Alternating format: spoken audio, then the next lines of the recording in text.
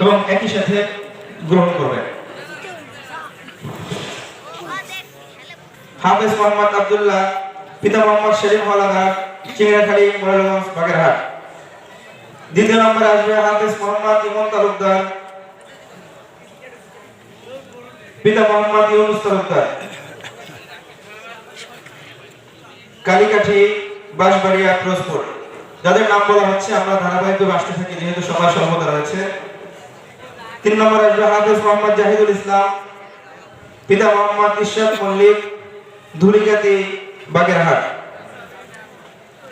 এরপরে আসবে হাফেজ মোহাম্মদ মাহমুদ হাসান, পিতা মাওলানা মোহাম্মদ বদরুল আলম, কাশিয়ানী, গোপালগঞ্জ। এরপরে আসবে হাফেজ মোহাম্মদ বাইজিদ শেখ, পিতা মোহাম্মদ আব্দুর রহমান শেখ, উত্তর নামাজপুর, ফিরোজপুর। এরপরে আসবে হাফেজ মোহাম্মদ আরেকবর, পিতা মোশাররফ মাতুব্বর, দক্ষিণ খামকাটা, ফিরোজপুর। এরপরে আসবে হাফেজ মোহাম্মদ রকিবুল ইসলাম, পিতা মোহাম্মদ আব্দুল মান্নান, হরিণা গাজীপুর, ফিরোজপুর। এরপরে আসবে হাফেজ মোহাম্মদ ইয়াসিন মৃধা, পিতা মোহাম্মদ আব্দুল জলিল মৃধা, হরিণা গাজীপুর, ফিরোজপুর। হাফেজ মোহাম্মদ জুবায়ের দোহা, পিতা মোহাম্মদ মনিরুজ্জামান মিলন হাওলাদার, বাঁশবাড়িয়া, ফিরোজপুর। হাফেজ মোহাম্মদ তাওহীদ, পিতা মাওলানা মোহাম্মদ ইব্রাহিম নাজির, মঠবাড়িয়া, ফিরোজপুর। হাফেজ মোহাম্মদ আবু রায়হান ফরাজি, পিতা মোহাম্মদ আবু সালেহ ফরাজি, মোরালগঞ্জ, বাগেরহাট।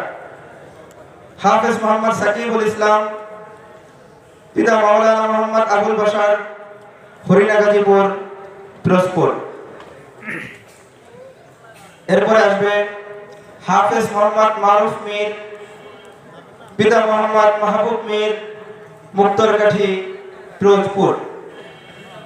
হাফেজ মোহাম্মদ মঈনুদ্দিন, পিতা মরহুম আবু জাফর, ইন্দুরকানী, ফিরোজপুর।